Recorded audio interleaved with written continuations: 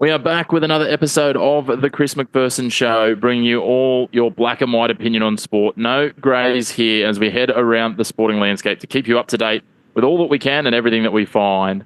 Of course, if you want to keep up to date with our sporting landscape during the week between our Thursday episodes, make sure you follow our social media channels. You can find us on X or Twitter if you prefer, TikTok, Facebook, and Instagram. Search for The Chris Mac Show or The Chris McPherson Show in full to find us on each of the platforms. We've got a big episode coming to you this week. We're going to dig back into the NRL. We're going to have Matt Willoughby back by popular demand.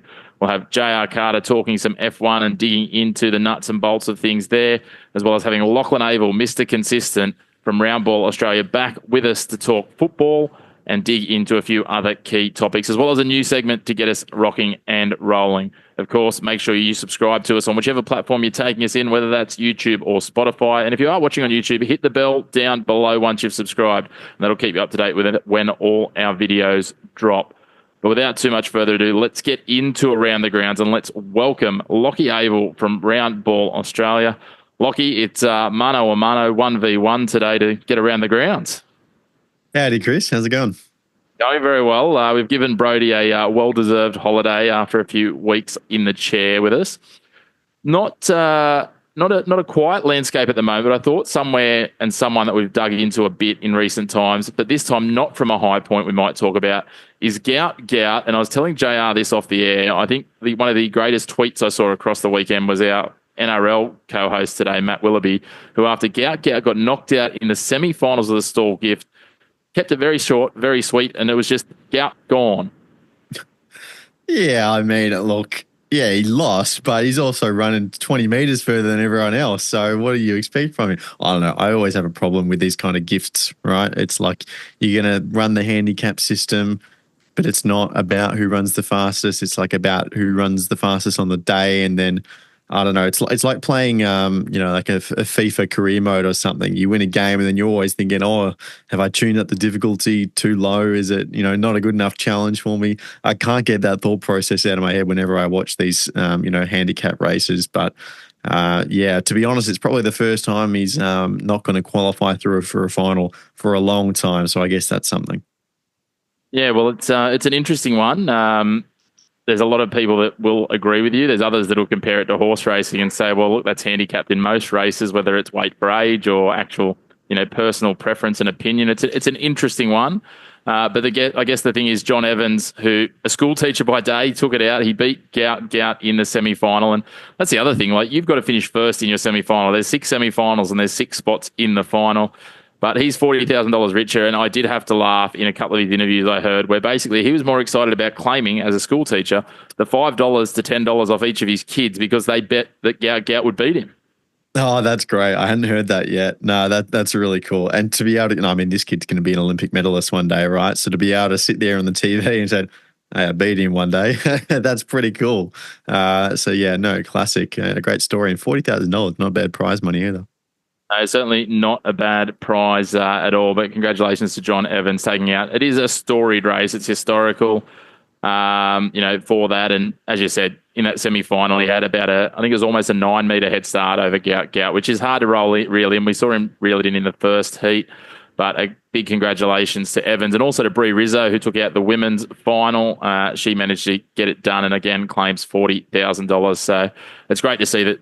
As much as you might not love the handicap system, Lachie, these guys can come and challenge because off scratch, I don't think anyone was taking him on. Maybe Lachlan Kennedy, but we know that's been some split honours in recent times. But congrats to our winners. And the Stawell Gift will continue. It's a good talking point. It's something a little bit different. The grass track, the rope lanes, all that sort of stuff. No, it is fun, right? And that's what it's about. It's not supposed to be, a genuine measure of the, a sprint time, because we have that on the track and field. So it's a cool event, as you say. It's got a lot of history to it as well, and the fact that you can have those kind of comebacks, like I don't know if you saw, Gout's heat, they had that drone footage on the aerial shot to see him claw back the distance and win by so far as he did. I know that clip did the rounds on social media as well. So yeah, it's an entertainment thing, and that's pretty cool. Well, it certainly is pretty cool. Something else that's quite cool is in the cricket. And I don't know, Gout makes me feel inadequate because, he's in year 12 and he's, smashing all these records and doing all these things. But if you want to feel inadequate, let's turn our eyes to the IPL. At age 14, Vaibhav Suryavanshi scored 34 off 20 balls, including hitting the first ball for six at the ripe age of 14.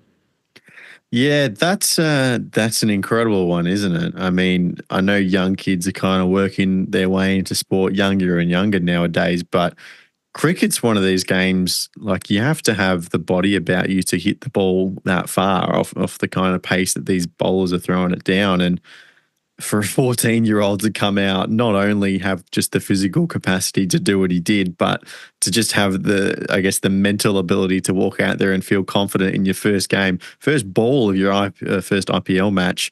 That's quite insane.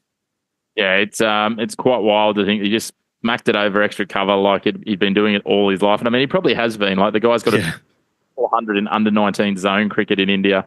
He's been snapped up for $1.72 million, which I think if we combine the net worth of everyone that's ever been on this show, even including professional athletes we've had on here, we'd probably be struggling to get that. And he's 14. And he's broken that record. The previous record was Prias Burman in 2019, who was 16, playing for RCB. Mujib Rahman, the Bangladeshi, was 17 in 2018 when he played for Punjab Kings. So he's absolutely obliterated that. He's a millionaire, and he's just hitting balls out of the ground for fun against like the best of the best in T20 cricket. Hats off to him. I hope he has a prolonged career. And we talked about it with Jason Sanger the other week. The pressure that comes on when you make these really strong appearances young. Hopefully that doesn't become a piece for him. But at the end of the day, I guess we'll wait and see. Yeah, I mean, a young athlete coming into professional sporting environments is always an interesting idea because, often the natural raw sporting ability is there, but do they have the mental capacity to come in and, come in with that expectation and then continue on to a successful career? Obviously, his pocket's feeling pretty good. He doesn't have to worry about that anymore. We look at a lot of Australian cricketing examples, and they've fought their way through the test team. We're thinking about the bowlers. Obviously, they're well taken care of anyway, but having to wait in their career to then cash in on something like the IPL and really get those paychecks that are going to set them up for the rest of their life. But getting that kind of money at 14, you stick it in a savings account and you let the compound interest stack up, and you're almost good with that one effort, right? So it'll be interesting to see how his career progresses. Obviously, he's got the money taken care of now, but where does his true motivations lie? Hopefully, it's with cricket, and he keep his head down and keep working. Yeah, it'll be interesting to see what does come of him as we go forward. But let's flip the coin and let's have a look at the other less successful side of cricket, and we're going to talk about the West Indies women's team. On the surface, this is going to sound really good, Lockie, but the picture gives away the story. The West Indies became the first women's team to score at more than 10 runs and over in a completed ODI innings, and just the second team ever in men's or women's ODIs to score at better than 15 runs and over in their attempt to qualify for the Women's World Cup. Basically, they got to their final qualifier in Lahore, and they were playing Thailand, not a noted cricket powerhouse, I think you'd agree, Lockie. Yes, yeah. Yeah, so they needed to chase down Thailand's 166 in 10 overs to book their ticket to India for the One-Day World Cup that is later this year. They chased it down in 10.5 overs, which is phenomenal to score more than 160 runs off 65 balls. But it means that their net run rate finished 0.013 points behind Bangladesh, who, along with Pakistan, who are the hosts of the qualifying tournament, will go to the 50-over event in September and October. You can see the heartbreak here. It's just depressing for them. They had the opportunity to get it done. Their net run rates could have been level had they got done basically a ball or two earlier, but they didn't get it done. They couldn't clear the rope on that earlier ball, and so they fell just short by the narrowest of margins, and it must be so heartbreaking. The West Indies have been, I guess, one of that next tier of teams behind Australia, England and India historically, but they won't be in the World Cup. No, they won't be. And it's a really sad outcome for them. Honestly, I look at a story like this and it just makes me hate the whole net run rate system even more. Like, that's not what cricket is about, isn't it? You're not 50 overs for a reason why you're trying to win them all in 10. But I also understand there's not really that many other better solutions lining up to take its place. So, yeah, it's a tough one. It's a very tough outcome for the West Indies side to manage. you put on that kind of record-breaking performance, and you feel like you should get it done. But obviously this is a group phase kind of competition, and the results from earlier matches stack up. So a tremendous effort to score the way they did in that second innings of that game, but yeah, just falling short. Yeah, well, I know you've got some English heritage, so you might be in favour of the count back on boundaries and things, but I'm not sure that quite works in these sorts of tournaments. But anyway, we'll leave that enough alone, and might turn our attention to the Western Australian government, Lockie. Not something that I thought we'd be digging into or doing some drive-bys on too often and around the grounds, but they're under pressure after they've spent quite a bit of money bringing the WWE and a couple of events, including the freshly haired John Cena, who's come out and admitted that he did get a hair transplant, just in a nice little adjunct. For his farewell retirement tour, they're bringing the WWE out in October. It'll be a 3-day stint of the WWE. And the WA government are refusing to reveal the cost of this, just continuing to repeat that it is a major tourism draw card and guaranteeing or reiterating that the last event attracted $36.2 million is the figure they've quoted to the local economy. I always find it hard when there's these big events, Lockie, as to exactly how they drill down on that exact number of what it brings into the economy. And I feel those figures can sometimes be padded to tell a narrative. Yeah, it's tricky, isn't it? How independent are the independent third parties that are drawing up these figures for them? The consultancies, what other contracts do they have with the WA government? It's always a tricky scenario.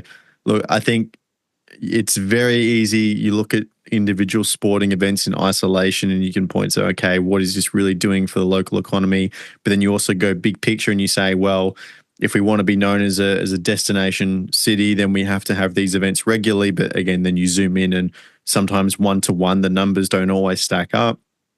I think the principle of the issue is that the WA government should be transparent with its people as to, just how much money they're spending. And it appears, at least on the surface of things, that on the face of it, I see what you just uploaded into the rundown there. If they're not doing that, then usually they're trying to hide something, and maybe the numbers in this particular deal don't stack up even more than some of the others we might have talked about. Yeah, well, I think the only thing that doesn't stack up and is if people Google the West Australian Tourism Minister, Reece Whitby, who's the one talking about all of this, and he's doing the John Cena "You Can't See Me's," which doesn't translate well into a photograph, doesn't translate man that looks like he's well in his 60s in a suit either. But anyway, they're doing that to the figures. They're saying you can't see them. The figures, exactly right. Well, who knows where that will lead to, but... Look, Lockie, before we wrap around the grounds, I think it's time to talk some F1, and I know you're excited and I'm excited, but a man who's even more excited than us about Oscar Piastri and his current form is our producer, JR Carter, a resident F1 guru. Here he is, front and centre, JR. Hello. Well, I'll bring you in without any drive-bys today. Afternoon, Jensen. Thank you for that. Like it's been sort of rough just appearing and then just being like hit straight away. So it's good to get in unscathed. Unscathed is not what happened to Lando Norris over the weekend. He is now the number 2 driver at McLaren, and that's where we want him to be. Oscar Piastri got his 3rd win of the season and is now the World Championship leader. I also just have a quick image to show us that just about where we are in terms of like with Oscar's actual position at the moment. So, like as you can see, we started out with Oscar can't leave Alpine. This is a couple of years ago. Then poor tyre management. Lando's got the advantage of race pace. Oscar won't improve in qualifying. Then last week we still had Lando leading championship. Now Oscar is taking the lead in the World Championship standings. The next thing is for a major incident to occur. So let's see what happens over the next couple of weeks. I think there's going to be a blow-up between Oscar and Lando sooner than later. I'm very intrigued to see what's going to happen. I'm also intrigued as to what an incident is from that. I think I got it, JR. Don't worry. Thank you, mate. Yeah, so they're looking forward to seeing what comes of that. I guess from that point of view, JR, is it clear cut now, or is it a matter of form is temporary? Look, while in any other sport, like form is temporary, I think Oscar's building that consistency. So like when we've seen it happen over the last couple of seasons, keep in mind this is only his third season in the sport. Yep. So we've just seen it build and build and build to the point where we're seeing like now Lando do a bit of Lando of old, like choking in big moments, like his qualifying performance where he did tap the wall. What was sort of unfortunate, but sort of a little bit of a glimpse into the Lando of old, like where on the other hand, Oscar just kept his head down. Yes, Max did get pole, but not by much either. No, there wasn't a lot in it, and it didn't last for long either, realistically. I know Max held it for a little while, but obviously that was the talking point out of this race was the aggression off the line from Oscar, which gave him the lead, Lockie, and then all of a sudden Max decided that, as Max likes to do, he just saw the rules didn't apply. I was cutting his corners okay and just continued on until he got sorted out when it came time for a pit stop. Yeah, look, I'm not a big believer in this whole facade that I think Max Verstappen and Christian Horner think they're fooling the world with. I think they both know in their heart of hearts that what Max did was illegal, but if you say it enough times and you have enough, fanatical Red Bull supporters, then the images and the lines start to be blurred. Unlike the lines on the racetrack, which Max Verstappen clearly went on the wrong side of. You say it was an aggressive start from Oscar. I actually disagree. It was an aggressive start from Max, and this is something that he's been known to do over his F1 career. Is when he lines up his car after the formation lap, he isn't pointing straight ahead. He's pointing over to the other side of the racetrack because not only does he want to get off to a good start, he wants to take space away from his opposition driver on the front row. And Oscar just got such a good launch and the way that the first couple of turns work over in Jeddah that he just needed to get ahead by a little bit on that left-hand side of the track. And he was in the box seat and he got to the apex of that corner first. And, as he said on the team radio a little while later, Max was never going to make that corner whether Oscar was there or not, just given how much throttle he had on at that point of the track. So, look, it was a masterful race start. Obviously, I think the ironic thing is that if Max had just given the position back, he would have actually been in a decent enough spot to potentially challenge for the race later on. But the 5-second penalty completely took him out of contention and Oscar drove it home well. And now he's sitting in the leaders of the Drivers' Championship. Yeah, I think Max did really shoot himself in the foot, not giving the place back immediately. Like, as you say, like he would have slotted in directly behind, had DRS, it would have been a very different race. Whereas Oscar, like after the round of pit stops and Max took his penalty, Oscar was always at 4 or 5 seconds ahead. So like while the margin ended up just under 3 seconds at the end of the race, like Max would have, in theory, stayed with him the entire time. We may have seen like an absolutely spectacular race had he taken, like just given that position back immediately. It's certainly an interesting one. It's a lot of coulda, woulda, shoulda, and what ifs, I guess. But the one thing is, after 3 back-to-back races now, we'll get to have a moment to reset, to take a breather, JR. Any other key takeaways that come out of that race in Jeddah? Yuki still coming to grips with the Red Bull, although I think Pierre Gasly sort of was personally needed to come to a bit more grip in the situation they were in, putting both of them into the wall. Yuki looked like he was actually going to get going again. Turned out his rear wing was broken, so he got back to the pits, but Pierre Gasly did cause the first safety car of the race. You reckon he caused it, JR? Yuki was in the wrong place, wrong time, is what's happened. Like it's a racing incident, but it's not anything silly. It is, but I don't think it's anything silly either. But I think out of those two drivers, Yuki was the one in the position that could have prevented that crash. I don't think Gasly could have done anything. Yeah, look, I'll add a little bit of conflict here. I think Yuki probably did everything he could in that situation. Mm-hmm. But Yuki's also a very small bloke, so maybe he just didn't see it coming. We might come back to Yuki in a moment and have a segment to dig into. But the other one I want to talk to you about, JR and Lockie, is these rumours that just won't abate about Max Verstappen and potential departure from Red Bull and the permutations that could have. I know, JR, you and I talked during the week and we came up with a very fanciful situation that would see Max depart, go and join what will become Audi, alongside potentially Yuki Tsunoda, which would see all the Red Bull drivers go. But wait, what Audi? I thought we were talking about Aston. Sorry, Aston.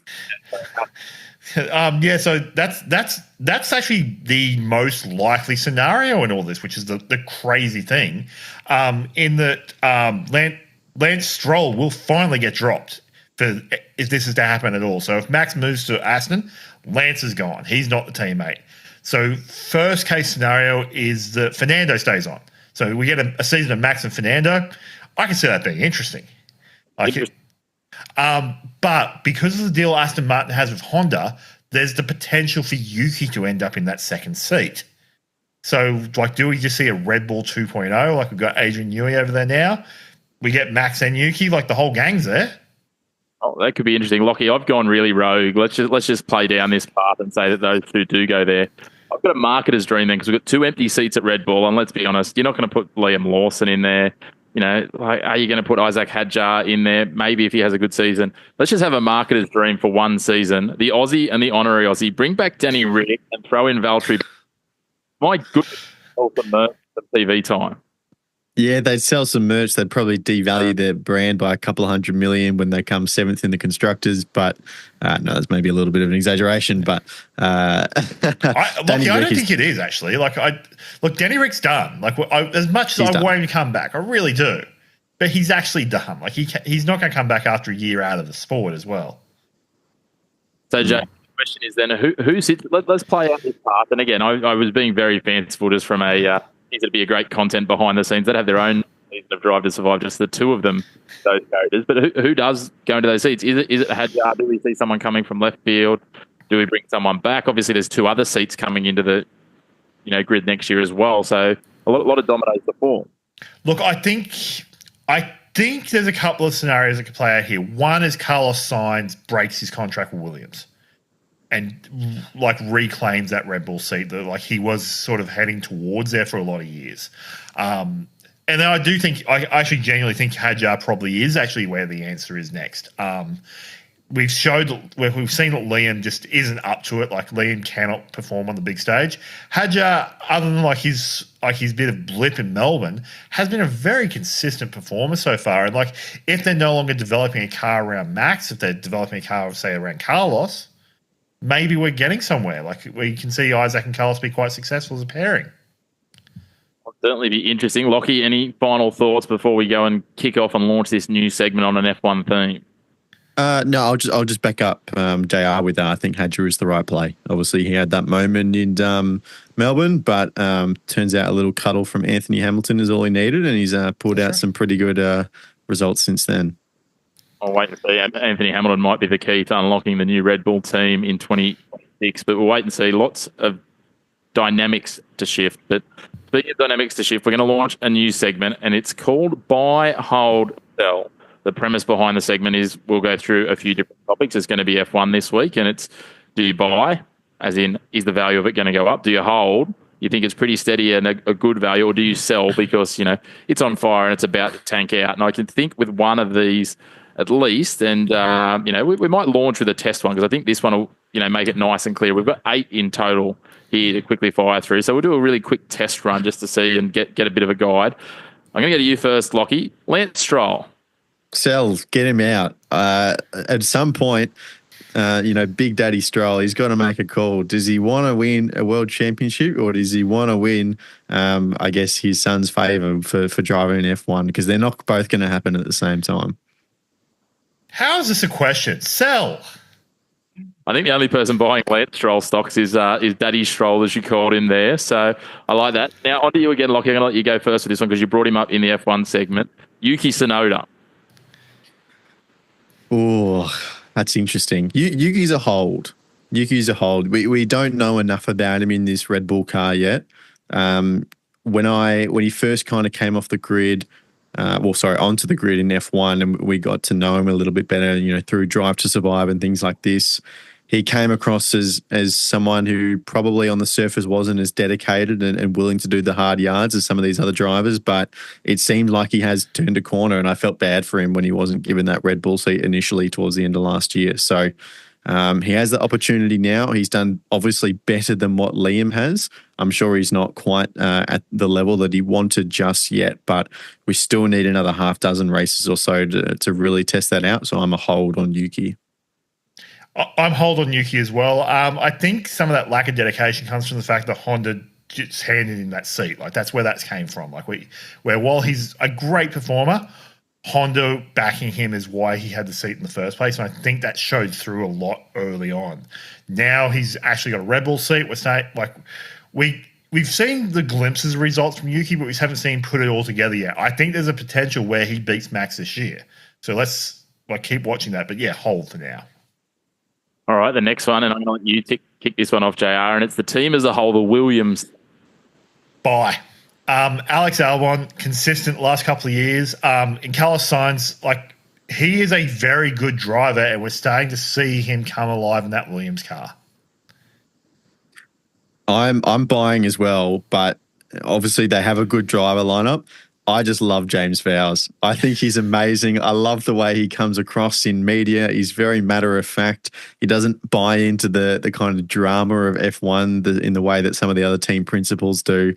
I just love the way he goes about it. I think he's the kind of person that people can get behind as a leader because he sees things so clearly, and he clearly has that analytical mind that is good for F1. So you take Vowles and you pair him with a couple of good drivers, and yeah, absolutely, I'm buying up Williams. All right, Lockie, while we're with you, let's go Lewis Hamilton. Oh, yeah. See, now we're in tricky territory, aren't we? I think you got to sell Lewis Hamilton. I had really high hopes for him coming into this year. He's a 7, 8 time world champion, and you gotta, I think the stock is high. There was obviously that air of optimism from him coming into a new team. He's obviously made the move before across teams, and it's worked out very well from him when he went from McLaren to Mercedes, and now he's jumped over again, and you thought he was going to come good, and Charles been outperforming him. So I reckon this is a good time to cash out. I'm going to say hold. So while the potential 6-time world championship, pending some lawsuits that are still continuing on, is he hasn't found his feet at Ferrari yet. The comments from Fred during the week about the car getting now developed around Lewis, I think is actually a reason to sort of just wait and see now. Where if the car stops being built around Charles and starts getting built around Lewis, we're going to see a very different Ferrari. That will be interesting to see. This one probably a bit more intriguing in terms of the prospective upside. Jack Doohan, JR. So, while I love it on the grid, and we all do, he just hasn't got it yet. I think just the looming threat of Franco being just waiting for that seat to sort of open up has been a little bit too much for Jack. And all reports are that he's only on an X amount of race deal anyway. So we're probably going to see something happen after Monaco regardless. But I think we're in a sell position at this point. Lockie, can I entice you to some Jack Doohan at a very low entry point? I mean, the share price has got to be in the cents here. Yeah, it's pretty low. I haven't really been impressed with what I've seen. Maybe because you're getting in on the pennies, it's a hold just because the upside is so big. But no, I can't really claim much of a case for that. All right, Lockie, while we're talking, I guess, guys in their first full season in F1, Oliver Bierman. Oh, buy up, 100%. He's really impressed me so far. His results have been a little bit up and down, but we saw what he did in that quick Ferrari stint last year. I like the way he carries himself. He seems to have a pretty good head on his shoulders. And, for a rookie, if we're weighing up, what the different rookies are doing in the cars that they have, I think obviously Antonelli's been great. Hadjar's been doing all right in the Racing Bull. I think Behrman's up alongside him as well. Yeah, absolutely buy. His performance last week in particular, going from dead last to in the points, that's a performance of someone who's got a future in this sport. I like it. The last but not the least, Lando Norris, JR. Sell. Lando's washed. He chokes at every opportunity. Sell. Nah, that's a hold. That's a hold. He'll come good. I reckon, it depends on how the Red Bull comes along development-wise, but there is a decent chance that this could be a real McLaren battle throughout the year for the Drivers' Championship. I know Lando was trying to play down after the race that they don't think they're too far ahead of everyone else, and they just like to show a bit more pace in practice, which is kind of where they've gotten their reputation from. I don't know how much I weigh into that, but this is going to go back and forth. I know Piastri's had the better of the first month and a half or so, but Lando's a very quality driver and he won't go easy. Oh, I like it. I think the segment of buy, hold, sells at least a hold after week one. Can I throw in my extra, my curveball? course, Lockie did have a curveball he wanted to bring to the table. I might have an input on this. Let's see what you've got. So I've got a massive buy opportunity for you here, and we talked about low stock prices. This one is absolutely through the floor, but they've shown some promise in the latest race weekend, and that is the Ferrari strategists. They keeping Charles Leclerc out on those medium tyres for so long bought him that podium on the weekend, and they've made error after error for him the last few seasons. They've, he's been having nightmares of box going through his head and going into the pits, but they came good for him this week. They earned him a podium finish, so I'm buying up on the Ferrari strategists. I'm going to go, this is where we really going to disagree. I say sell on them because they put him on a set of hards because they left him on those mediums so long, they had an opportunity to put him on a set of scrub softs and maybe really open that race up. So I think they missed an opportunity there. 8 seconds though, you're never catching Max and Oscar, even with the softs, and then you're stretching the tyres as well in the last stint. Yeah. They didn't want to overplay their hand. The hard was not a good race tyre, so I think going to the hard at all. The hard was a great tyre. No, it was terrible. Nah, they were all loving it. They were loving the hard. I'm going to split the difference. I'm going to hold just purely because they've been so bad for so long that one swallow a summer does not make. So one good race, whether it's good fortune, as JR is suggesting, or good management, Lockie, I think I'll hold for another week. And then if their price goes up again, I'll take a little bit if they can show back-to-back rounds of form. But in the meantime, I'm not convinced enough to buy, but I'm certainly not selling based on that either. So we're just checking. That's what we're doing right now. Correct. Yeah, we don't want to raise at this point, but a big thank you to both of you. Lockie, I know you'll be back in a little bit later in the show to talk football. JR, as always, the wisdom on the motorsport. Greatly appreciated. We'll let you get back to pulling the strings and keeping us on the air. No worries at all, Chris. Cheers, mate. Well, it's time to move on from the F1 into rugby league. And when we're talking rugby league, we bring back in our rugby league hot shot that is Matt Willoughby. He's back to talk all things NRL. Welcome back to the show, Matt. Yeah, thanks, Chris. Thanks for having me. I'm not sure about hot shot, but I'll take it. We're pretty liberal with the adjectives on the flexible, but that's all right. So, we got good response to week one of you coming on a few weeks ago, so we thought we'd get you back here, mate. And there's plenty to unpack. I think probably the best spot to start is with the games themselves and where things are sitting after round 7. And look, it hasn't been a good time to be a Bulldogs fan for a few years, but it certainly is at the moment as they're flying high after a couple of interesting results, including the Storm crashing out of the Dolphins, but certainly the pace setters, the Bulldogs, very consistent. Yeah, they've been amazing, haven't they? Right across the board, and it's based around their defence, obviously. Well, you don't have to be Einstein to work that out, keeping teams to nil and to low scores every week.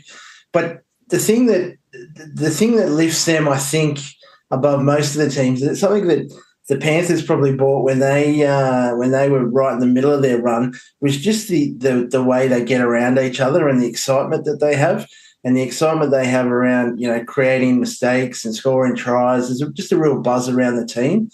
Everyone seems to be locked in and happy to do their job. And there's great trust, like to be able to not get tries scored around you, basically more than one a game. You basically the biggest part of that is trusting the bloke next to you in defence, and they have such a great level of trust, and they just back themselves to score what they need to score to win. But yeah, they're very impressive, and as you say, teams are falling around them a bit as well. Like and injuries obviously are playing their part in that. Like Harry Grant being out is going to be a bit of an issue for Melbourne, and what I found this year a bit more is you used to be able to cover those secondary blokes when you lost them, but it's becoming increasingly difficult to cover blokes that you lose who maybe not be the superstars, but guys you rely on each week. And you look at the depth of that Melbourne backline now, they're without sort of 2 or 3 of their sort of staunch players there. So looking at Nick Meaney and a few others. So that's going to hurt Melbourne, not to the extent that it's going to be an issue for them, but it just means that I think the Dogs will remain in the spotlight for quite a while yet. Yeah, you'd certainly think so. On the Dogs, looking at that ladder, and again, we've got the compacted one on screen, but therefore, you said less than 10 points a game, and it's essentially half of the next best defences, which, you look at teams, I think the Dragons are the next best when we're having a look at the ladder. They've conceded 118 points, which is more than double what the Bulldogs. Yeah, yards above, and it's that, as you said, I think you said that Penrith measuring stick. They prided themselves on that single digits in recent years, and that's where the Bulldogs are setting the tone. Yeah, and I guess there was a small question mark around some of the teams that they'd played in the last few weeks, but you can only sort of beat the team in front of you. And the Rabbitohs had been coming off a couple of strong wins, albeit that they had to travel back and they'd lost a few players as well. But it's the cornerstone of your game, isn't it? And if you can defend like that, then you don't have to go out and score 30, 40 points every game. You've just got to stick to your processes and score 2 or 3 tries a half, and away you go. Yeah, certainly. And obviously there was a lot of talk about Penrith and Parramatta and the Roosters and their slow starts of the year, but the way results have panned out on the weekend, it now means that there's only 2 games separating 5th and 17th. So it's starting to just tighten up. I know there's a lot of for and against variation in that realm as well, but it's not starting to spread like it looked like it was maybe a week or 2 ago. Yeah, it's a funny one, that, isn't it? Like, you hear all this talk, on different shows and platforms, and you think, geez, there must be a gulf between sort of 5th and 6th and last position. But really, from the Eels at 17th through to the Broncos at 5th, it's only 2 games. So it's really not a huge amount at all. And you just see the importance of those star players have. Like, Mitch Moses came back yesterday, and he was, by the length of straight, the best player on the field yesterday. And, you sort of can't discount the Eels in any game they play whilst he's on the field. Whereas, you wouldn't have given him a hope in any other game so far this year. And there's no way they win that game yesterday if he's not playing. So, you certainly can't write teams off. And I think I mentioned it last time I was on. Most teams, perhaps the Bulldogs withstanding, aren't going to win more than 3 games in a row because it's just such a grind. It's just so difficult and taxing to stay up for that long. So I think we're going to see a lot more upsets and a lot more up and down as the season progresses as well.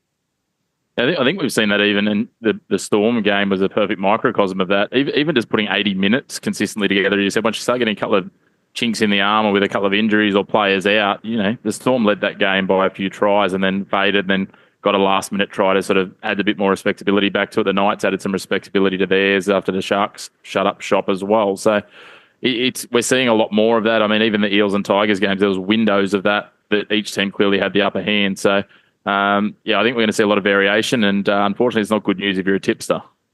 Yeah, definitely. And I sort of wonder maybe if Melbourne sort of, like, you could never say this around Craig Bellamy, but sort of started cruising a little bit in that game, and it's so hard to find your next gear again once you already have started to cruise. And the other thing that they had that issue is they lost the centre, and sometimes I think, outside of obviously your halves, your centres and your wings are hardest to cover because they're such specialist positions these days. It really affects the whole flow of your defence if you lose a player like that. So I think that certainly comes into it a bit with some of these games that flip around as well, injuries and even Symbians, although they've been less prevalent this year. They have been less prevalent. I mean, we could go into that whole game yesterday. That could take up a whole show to talk about that game yesterday. That was outrageous. But anyway, I was going to say the last 2 games of the round after we saw that. It was barely a fingernail grazing a guy in the Sharks and the Knights, but I don't want to do too many drive-bys on the referees. That No, but it's something that I mentioned and may have messaged you about at some point during the week. Is the biggest problem in the game at the moment is not that the referees are the referees. There's different interpretations. They make mistakes. It happens. It's just, as a fan, you've just got to roll with the punches a bit with that. But so many players now are being taught just to appeal for everything every time they get tackled. I saw it a lot, and I don't want to single out people, but I've just noticed it, and especially like the smarter guys, like yesterday, Mitchell Moses, every time he got tackled, whether it would come up a little bit high, he was looking at the referee to try and see if he could trigger a penalty or a 6 again or something. Nico Hines was a bit similar on Sunday afternoon. I think some teams might be a bit ahead of it in that respect, and the Sharks, for me, were especially, funnily enough, a team that just every single player just seemed to be appealing after they got tackled every time, and it sort of becomes hard to watch as a fan. Like it sort of gets on your nerves a little bit. I think that's a bigger issue than the referees, to be fair. Yeah, I agree. And as you said, we were sort of communicating about this, I think, on Twitter, and it's that piece. The referees are given a framework.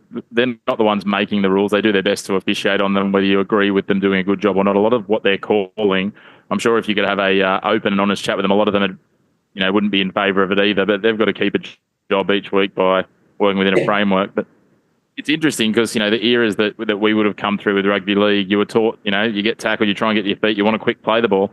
It's almost like they're prepared to concede that now because that extra moment of pause may allow the bunker to get in the referee's ear. And you saw it. There was a couple in that game, and I was at the Knights and Sharks on Sunday. There's a couple in that game where clearly the call came quite delayed to the referee from a source that wasn't the referee or the near side touch judge, which is, would have been the old school. So it's unfortunate. It's, but again, it's, what's that old line? Don't hate the player, hate the game. And unfortunately, the NRL's now built. Yeah, and I mean, there was a similar case yesterday in the Tigers game. I mean, as the judiciary report shows, the worst incident of the whole game was off the first tackle of the match when Terrell May copped an elbow from Kelma Twaligi in shoulder into head, and nothing was done when the play happened. There was a warning about a minute or two later when the put on report at the next break of play, but the Tigers didn't get anything out of that. They didn't get a penalty. They didn't get a sin bin. That was probably the most sin binnable offence of the whole game. So, yeah, and I think that's the challenge for fans, isn't it? Is that inability to be consistent? Because if someone does bounce back up and gets on with it, then it's kind of just left to deal with. Maybe on the run later on or not at all until we get to the judiciary. And we saw similar in the Knights game. And I mean, it was dealt with a penalty, but there's a tackle where Dane Gagai came over the top and whether intentional or not, dropped his forearm on top of a prone player's head. And that was just put on report and we move on. Whereas James Schiller, a little love tap on the run that no one really seemed to know anything about until 15 seconds later. And all of a sudden, everyone looked very surprised when he got sent to the sin bin. So it's a tough one. I don't envy the referees having been one of them as well. It's not an easy gig, certainly even at the levels I did, let alone at the level and the pace they're dealing with. But we'll wait and see. I don't think this is going to be something that'll go away. We'll continue to debate it till we're in the pace. So let's have a look, though, at ANZAC round. We head into the ANZAC round, and the first thing that means is that everyone's got a new kit to sell to their supporters, interesting ones. The Knights, for instance, I saw they've come out with one that is the traditional Newcastle colours, and unlike many would think that it is not red and blue, it's actually like an emerald green and a cinnamon brown, which actually ties back to their First World War regiment, I believe it is. So it actually has an ANZAC tie in it. So interesting. We've seen a few of them. There's been some blow-ups in previous years when people have used silhouettes of American Army figures and different other... Yeah, well, the Tigers especially have been prone to that sort of mistake. Tigers and Raiders boshed a couple of those up and got themselves in a bit of strife. But anyway, we'll wait and see. Hopefully it's, it's all done with the right cause in mind. We know that. But it's an interesting round, as we can see there on the screen. The marquee event, as it always is the Roosters and Dragons. We've also got, a couple of other games now that have built into becoming, the Warriors hosting their own game, the Storm hosting their own game. I know for a few years we had the Storm and the Warriors, but there's an interesting slate of games here. The one that jumps out for me, though, is the one that kicks off the round. The Broncos, it looks like they'll be without Reece Walsh, but they're going to be wanting to bounce back after a very tough Golden Point loss. And could they be the first team to knock off the Bulldogs up there at Suncorp? Yeah, well, that's one that definitely catches my attention, and I'll be heading to that game. And I'm a bit it's sort of such a shame that Reece Walsh is probably unlikely to be fit for it, because I'd really love to see these two teams go at it at full strength. Probably from what you may have seen on Twitter and a few things around the traps, I've sort of been half potting the Broncos all season. I don't think that they're as good as the raps that they're getting and the position they have in the market. So I would have enjoyed the Bulldogs coming here and really doing a bit of a number on the Broncos at full strength. But either way, I think the forward packs are going to go at it. It's going to be a real war of attrition. So I can't wait to get out there on Thursday night and see that game. Yeah, it's going to be an interesting one, and I'm a little jealous that you're going to be there front and centre, mate. It'll be a cracking one to get the round started. There's a couple of others that intrigue me as well, but one that probably would fly under the radar, and, I might be a little bit biased here as a Raiders fan, but the Raiders and Dolphins come into this having both won 3 on the trot, despite the fact one of them sits in third and one sits in 10th. These are two sides that both are prone to conceding points, but both have an ability to score points. So this one could be plenty of points on offer, but it's probably going to be a good measure of where these two teams are at, to your point earlier about teams being able to string wins together. Yeah, the Dolphins have been such a bizarre team. Like, we spoke a couple of weeks ago, and I think they just come off the loss to the Tigers, and they hadn't won a game. And I honestly couldn't see where their next win was coming from. They just seemed to be, the forwards seemed to be a bit old and a bit slow, and the direction from the halves just wasn't there. And Izzy Katoa has just stormed into the last few weeks. He was brilliant. He was brilliant on Friday night, I think it was, and just his deception and the way he opens up the field. Like, I sort of try and watch a bit of Channel 9 sometimes when the Friday night and Sunday games are on, and just hearing like blokes like Billy Slater and Andrew Johns talk about the nuances of his game and the little things he does that just open up the field. It's sort of really eye-opening, and he's one of the most fun players to watch, I think, in the comp at the moment. Yep. So I'm a Raiders fan. I'm a Raiders. I'm on the bandwagon with the Raiders. So I think they can get the job done. But I agree with you. It'll be an entertaining affair, and I think the Dolphins, if they can keep up the form they're in, it could go right down to the wire. Yeah, it'll certainly be an interesting one. Undoubtedly, both teams knowing what we've seen from them each. Both slow starters traditionally as well in this season, which could be interesting to see who can get the best start there. But yeah, I'm with you. What we've seen from Katoa and some of the backs they've got there, obviously the hammer.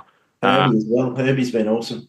Herbie, even Jack Bostock on the weekend, he offers a bit of a point of difference. And the outside backs of both these sides, I think the Raiders, though, they've got to lean into that forward battle and take it to them with Capanay and Horsburgh and those sorts of guys. That's where they can probably get the advantage here. But again, I don't know if it's my heart or my head leaning with that one. What about yourself? Anything else jumping out from this round? Obviously, Roosters Dragons always a key one, and for both those sides, as they're trying to, I guess, they find themselves in unfamiliar territory effectively at the moment.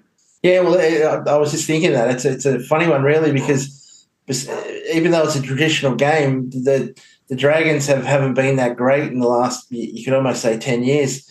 So the Roosters have always gone into this game as quite a heavy favourite, and you'd almost think it's one of those games that the Dragons probably go, well, we're going to get some semi-final intensity into this game. And this year, with the Roosters sort of falling back a little bit and short on players, there's not much in the betting market here. And for the first time, it's probably a game that you could toss a coin and you don't really know who's going to get the job done. So I think that'll be a good one as well. And the atmosphere there will be amazing.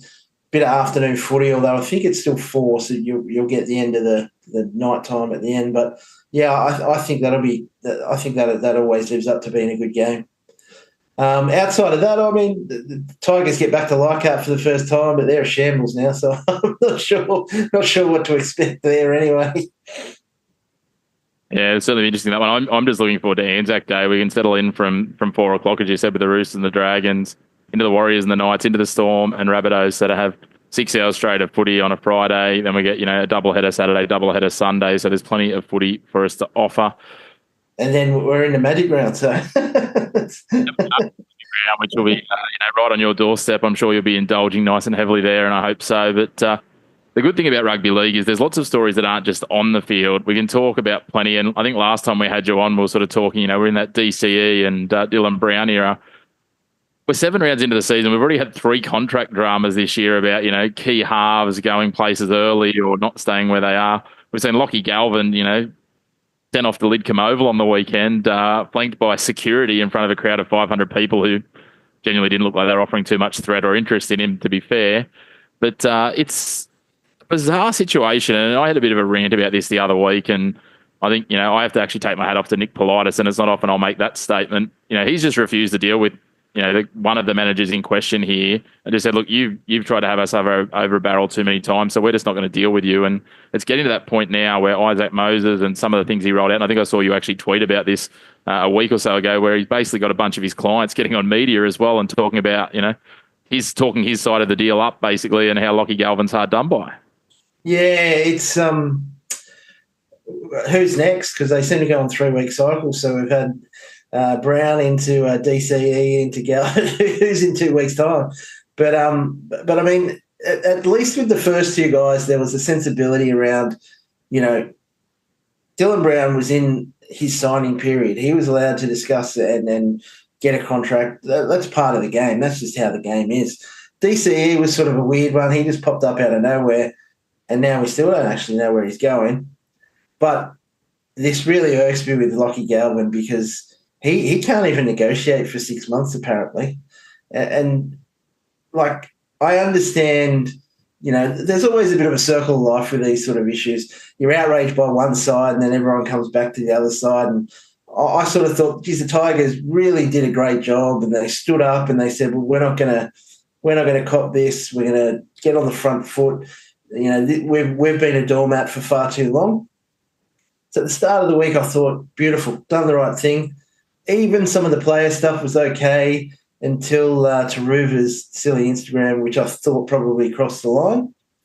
But then the sentiment of support sort of flips over and you get the media, the voices coming in for the other side. And it got to the point really where to back up what had happened, the Tigers really needed to win yesterday. And without winning yesterday, they've put themselves into an absolute corner because, A, Luai's really not living up in attack to what he's been paid. Obviously, Dewey played okay, but he's not a halfback. And then you've got Lachie Galvin sitting out of the side. So you're pushed into a corner. All reports are they're going to bring Lachie back this week. So, you lose a bit of respect when you do that, I think. But on what you said at the start regarding Isaac Moses, I mean, he strings out his cousin and his nephew, and, then he's got a few reporters in his pocket who like to come out and tell his side of the story, but no one's got a direct quote from him. He just must seem to sit in his castle somewhere and just pull the strings on all this sort of stuff. So not really sure. There's obviously an agenda behind it. Obviously there's issues.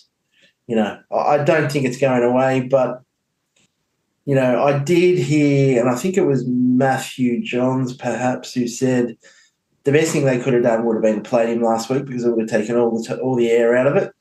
So now it goes on for another week. So hopefully he plays. They play well. They win. And we can just forget about it until November, but that's very unlikely. Yeah, I think so. I think that's the challenge, isn't it? There's two issues here because there's the first issue just around the contract and the saga and everything else, and then it's about how the club handles it. And as you said, like they've kind of hit themselves in the backside by dropping him. Then they lost. The New South Wales Cup lost, but then they'll bring him back into the team potentially this week. Hopefully, as you said, he just comes back, plays fine. They get back to playing football and they can focus on that because at the end of the day, for Benji Marshall, he's in a tough spot because he wants to try and take a stand alongside the club. But I'm giving you the hot tip, whether he's got Lachie Galvin in the team or not, if they lose another 5 or 6, the club's not going to be thanking him for having their back in the Lachie Galvin saga in mid-June or July. No, they don't even have to lose that many, I don't think. And the thing was, at least the Tigers defensively had been really strong and sound as a team, whereas there was elements in that game yesterday of the wooden spoon Tigers coming out where they lost their heads, they got sent to the sin bin, they were disjointed. It's starting to unravel and they really need to rein that in very quickly. Yeah, it'll be interesting to see how it plays out from here. As you said, there's undoubtedly some more twists in the broader contract saga tale before the season gets done.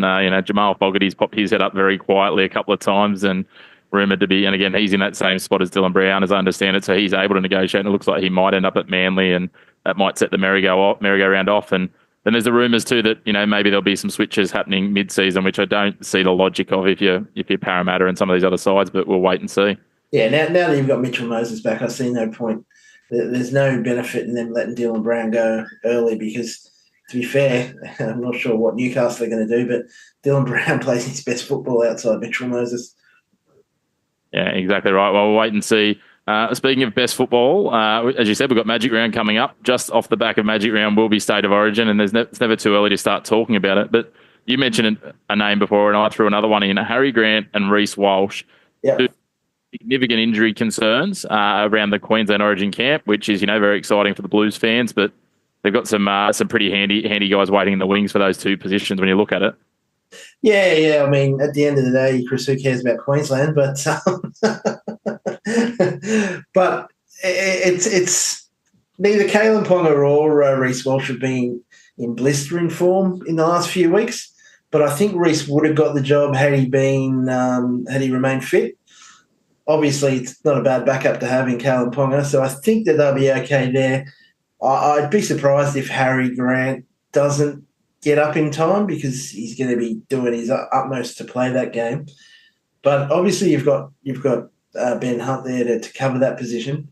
But actually, my opinion would be if Harry Grant is fit, I would not have Ben Hunt in the team because you've got to get Tom Dearden in there somewhere.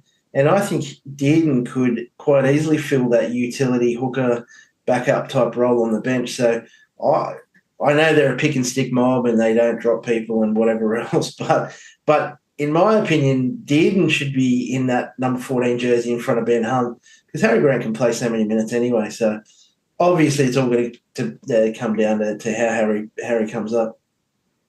Yeah, to be fair, I'd rather, if I was a Queensland fan, which I'm clearly not, I even think Reid Marnie is probably in a pecking order in terms of form well in front of Ben Hunt as well. So I think they've got a lot of Ben Hunt fall a long way down. And, if Harry Grant comes out, then that would make sense for me. If he's not up to playing 9, then, I'd be bringing Reid Marnie in and then, agree with you with Dearden on the bench. Yeah, I do agree. I mean, you look at the team that Reid Marnie's been playing with, the service is good, the defence is great. So the niggle's there, which you want in Origin. So he's a ready-made 9 if Harry wasn't to come in. Yeah, I tend to agree that Ben Hunt would be on the outer, but it's not how those Queenslanders think. I don't want to even try and wade into that murk of alleged Queensland thought. Let's talk New South Wales. Yep. Obviously it's starting to get to that point as well. Mitch Moses is coming back fit, which is a great sign, and he's going to be in a discussion alongside Nathan Cleary, Jerome Luai, all these sorts of different players around the eligibility piece with the Samoa and all of that's gone on. What I want to go down is, if you're picking the New South Wales team right now, who are 2 or 3 players that have to be in, and 1 or 2 that might be in people's conversations that you wouldn't have any part of? Yeah, well, the New South Wales team's going to be pretty interesting, isn't it? Because obviously Laurie Daly comes back in, and he's going to be picking a different team. So you wonder how much he's going to stick to the Maguire blueprint, or if he's going to sort of try and do things his own way a little bit. But I sort of put down a team this afternoon in anticipation. I think the guy who's going to miss out altogether has to be Jake Trbojevic. I don't think there's a spot in the team for him anymore. I know that he was used as a front rower last year, and then he didn't play a lot of minutes as it was. So I can't see him being around. Obviously, the cornerstone of your forward pack's going to be Payne Haas. Now, who plays with him will be an interesting one because Terrell May's been in outstanding form. And Mitch Barnett, I think, is another guy you could pick as a start in front row. So those are the 2 blokes, with the other one being on the bench and perhaps with a Spencer Leniu or someone who can give you 10 or 15 real strong minutes. It'll be interesting. I think he should stick with Dylan Edwards, but he may revert to Teddy because he's got a pretty good relationship with Teddy. So it's all going to depend there. And the back line, there's a few question marks because To'o and Lomax are both out at the moment. So it's going to be interesting how quickly they can get back to play. But the halves, for me, there's no question mark. If they remain fit, should be Cleary and Moses. Moses showed yesterday why he should be the starting 6 for New South Wales. Away from that, I did find it funny. I penciled down about 6 names for the second row. Like, there's more back rowers around it. Like, you've got Liam Martin, Angus Crichton, Hudson Young from the Raiders. You've got Preston who's putting his name up, and then you've got Ola Kawatu, Colin Matangi. Like, there's so many back rowers there, and we've got to get them into 2 positions. And I did have one other thing that you might find interesting. Latrell's got to come back into the team if he's fit, so he probably comes in for Bradman Best and Crichton as the other centre. Now, I think the way that these front rowers play these days, guys like Payne Haas and Terrell May, and there are others, can play 65, 70, 75 minutes a game. So I think the days are gone where you need to cover a lot of that extra forwards on the bench. And a position that does, you don't want to lose, as I mentioned before, you don't want to lose a winger or a centre or a fullback in the run. So I actually thought maybe a bloke like Bradman Best would be great off the bench because he'd cover any injury. You could slot into the centres if you needed to, and Crichton could move out. Or you could put him in just for 10 minutes in the middle of the ruck and see how he goes. Like I thought he would be an interesting option off the bench. When I've looked at my team, I've had a similar thought, and I wanted to have an outside back utility. We don't want another Damien Cook playing centre because that went. But yeah, again, my thought was actually a Best or equivalent coming in and just setting Latrell free. If you remember how Queensland and Australia used Michael Morgan a decade ago, and just at the end of the day, if you've got the ball in Latrell Mitchell's hand and you're Queensland, you don't know where he's going to pop up. I mean, Latrell's big enough that he can run through the middle. He's big enough, he can play a 6 if you needed him to, if you had an injury. A secondary injury to your halves. He can move to fullback as well if you want to get the hand, or we could play him as a second fullback like we did with Turbo a couple of years ago. So it gives you a lot of range. Yeah. And you sort of, the blueprint a bit is that game against the Roosters a couple of weeks back. I know you don't want it to be as manic as it was that day, but because they were so short on players, he was just bobbing up everywhere and he was causing trouble every time he got the ball or every time the ball was near him, he was causing trouble. So I don't mind the idea as well, especially if you're sort of behind late in the game and that sort of thing. Yeah, no, I agree. The ones I had, and I had those must-not picks, and I had one for each side, and Ben Hunt was actually my must-not pick even before we were talking about it. Look, I don't think he's in bad form. I just think there's a lot of people in better form for him for Queensland. Yeah. Look, at the end of the day, if Queensland want to pick him, go for it. I don't mind. I'll be happy to see him listed in that team if they want to pick and stick. And Jake Trbojevic was the one for New South Wales, despite his service, as you said. It's just limited minutes, and I think I'd rather see maybe his Manly teammate in Ola Kawatu, who I think can play some minutes in the middle if he needs to, can play on an edge as well. Yeah. Really dangerous, and it gives that dynamic that, as you said, it will lend itself to with how many good second rowers there are. The other one I think that's on the ropes is maybe Angus Crichton. Like, he hasn't been in bad form, but with how the Roosters are going and the amount of second rowers, and I really like young Preston and Hudson Young. I think what they offer, they're just gritty, hard workers that roll up their sleeves, and if need be, can get through. They're both mobile and can get through 80 minutes if they need to. Yeah, I mean, for mine, Hudson Young, he's almost impossible to leave out. Like, just the way he can find the try line, but he does all the tough stuff, but he still manages to have something in attack. He's got a great running game. He's like an old Terry Lamb. He just backs up everywhere. I'd love to know how many tries he scores off kicks. He's always there chasing kicks. I sort of agree. Crichton sort of had that breakout year again last year, but he's gone back in his shell a little bit, and I don't think you'd lose anything if you swapped him out for one of those sort of blokes. 100%. And look, he's even shown us in a couple of recent games that he's got his own kicking game, which is just, I'm not sure that Ricky's encouraging that too much, but hey, it's another string to your bow. I mean, he's the sort of back rower that actually could bop up in the centres if you really needed it with an injury as well. So there's that edge to his game as well. Yeah, there certainly is. One thing we know is we'll be counting down imminently as we get through ANZAC round and Magic round towards Origin. I can't wait for it. It's going to be a cracking series. But, Matty, a big thank you for you, mate. We've pulled it apart. Lots of rugby league happening. Never too much, but we look forward to chatting to you again in a couple of weeks, probably as we're on the eve and on the doorstep of Origin.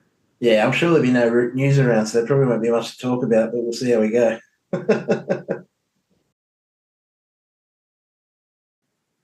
Well, moving from the oval ball to the round ball, and when we talk round ball and football in particular, there's only one man we bring back, and he's back after a stellar start to the show, Lachlan Avil from Round Ball Australia. Lachie, it's time to get into the meat and potatoes of what Round Ball Australia does so well. Absolutely, on the home turf. Well, mate, before we get into the A-League, because we know that's going to be the core of what we talk about, we'll get into our Fast Five shortly. Some soccer news as we continue to go, or football news as you'd probably prefer, especially when we're looking to Europe. And the Champions League semi-finals, it's certainly a topic of pride and excitement for a man like yourself. Yeah, absolutely. We got, as an Arsenal fan, 2 sets of Champions League semi-finals, which I'm very excited about. Unfortunately, I had really great and grand plans to watch Arsenal against Lyon in the Women's Champions League on Saturday night. Turns out had myself a little allergic reaction and spent most of that evening in the hospital, so didn't quite get to catch that one live, unfortunately. But obviously 2-1 down going into the second leg against Joe Montemuro's Lyon, which is exciting. And then, of course, the men's side of things as well, Arsenal against PSG. And then I got this wrong. Inter Milan against Barcelona, I believe, is the other semi-final. So, the quarterfinals were great. As an Arsenal fan, even better. I'm looking forward to what comes next. Yeah, it's an interesting one. As you said, we've got sort of we head into Sunday night and Monday morning for the women's second legs. And then the men's, again, as you said, they'll be next week, sort of as we're sort of around the recording, sort of Wednesday and Thursday morning Australian time. Arsenal will be the first leg up against Paris Saint-Germain, or the first semi-final being played. But we could potentially, the legs sitting sort of in favour of this, but we could potentially see the same teams playing in both finals if things go the right way. That would be really cool. I'm not sure if that's really happened before, because obviously there's different theories around the world on how men's and women's football should combine. You look at a country like the US and everything is very separate. You have your own football clubs and they generally are a men's or a women's football club. And then obviously in Europe, they've taken the approach of this kind of one club, two teams. And again, not to keep coming back to Arsenal too much, but from what I understand, they are one of the best clubs in the world in terms of really kind of galvanizing that one club mentality. I know the two coaches speak often. Mikel reached out when the women beat Real Madrid and used it as a large source of inspiration. So it's cool to see those similarities and the kind of parallels between the two sides, and to have that in the final of a Champions League competition, well, that would really rise up the stakes. Yeah, I think I'd be surprised looking back through recent history, considering that Wolfsburg and Lyon have been so peppered through there in the Women's Champion League. If Barcelona, Chelsea would be a familiar sort of one when we look at 2021, but I don't think Chelsea were performing at that level in the men's. So, yeah, again, going back through, I would be surprised. So it could be a cool little piece of history we could see this year. And obviously, from your point of view, Lockie, it'd be extra sweet because that would mean Arsenal are turning around not only a performance to get into the final of the men's, but turning around that first leg deficit.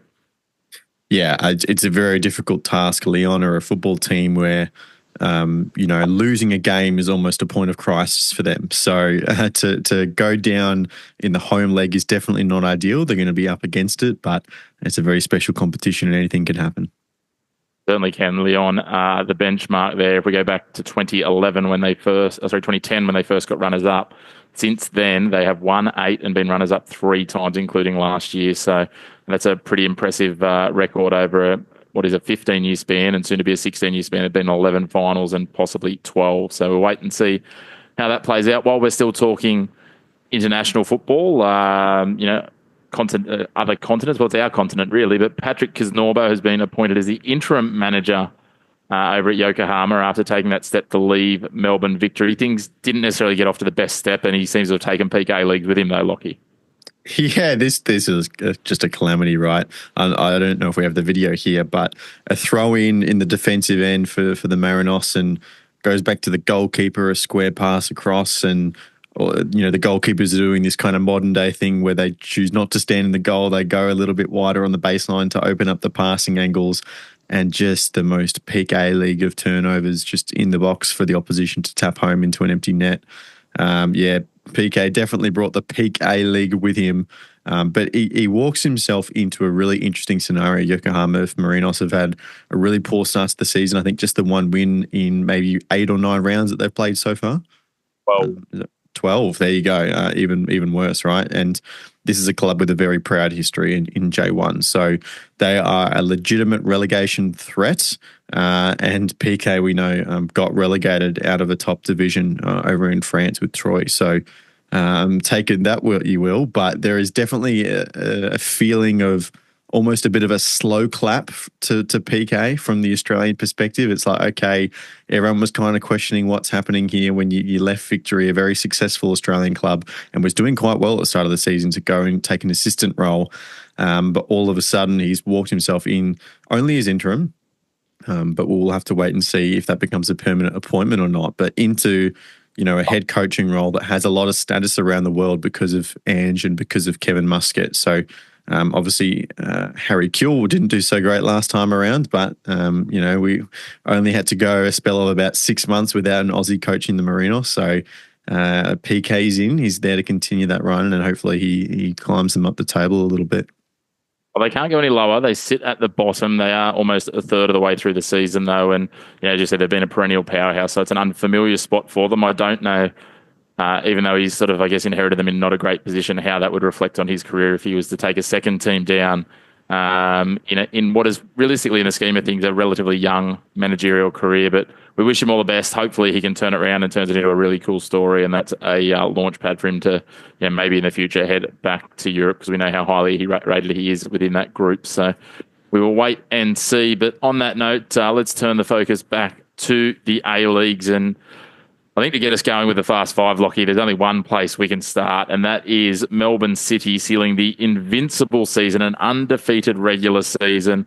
Even more phenomenal when you consider the continental duties they've had alongside that, which are still ongoing. And hats off to what they've done there down at Melbourne City. And it's a nice little transition within the City Football Group from Kisnorbo to these guys. Yeah, no, simply superb from Melbourne City. They're a football club that has consistently sent the benchmark in terms of the women's game ever since the then W League was introduced. What can you really say? They're just an exceptional organisation. Holly McNamara with a golden boot coming off would have been a very disappointing previous season. It looked like everything was going swell for her. Gets a Matilda's call up and then goes out with an ACL. So for her, she didn't even start the season fit, did she? So to recover in the way she did and come back and win the golden boot, I think by 3 or 4 goals, is a very impressive feat. I'll work my way through the lineup that we've got on the screen there. Michael Matriciani, who's in the middle, he's just only a first season coach in the A-League Women, came over from Adelaide, coaching in the NPL men's competition over there, and has come in and slotted in and played this, albeit a City style of football. This is how you're expected to play if you're in the City Football Group, but just done it so well. And Rebecca Stott, who was the other player in that previous photo, just an all-time leader, rock at the back. And between the three of them and the many other compliments that they've had throughout the season in their playing group, they've led it to an invincible season, which is the third time they've done that in the A-League Women's competition. This one, easily the most impressive, given it was more than double the games, I think, of the previous efforts. So it's extraordinary. And then, as you say, when you couple it in with the fact that they're a team that's going for a treble, which is the first, as we say, I think every week for the last few weeks now, it's the first time a women's side has ever had the opportunity to go on and win a treble. And Melbourne City look like they're a pretty good odds to go and give it a fair good crack this year. So a tremendous regular season so far. However, they have known to have good regular seasons, then stumble at the final hurdle in the grand final, as we saw last year. So it is the A-League and anything can happen, but to go 23 games without a loss, regardless of what happens, is a very impressive achievement.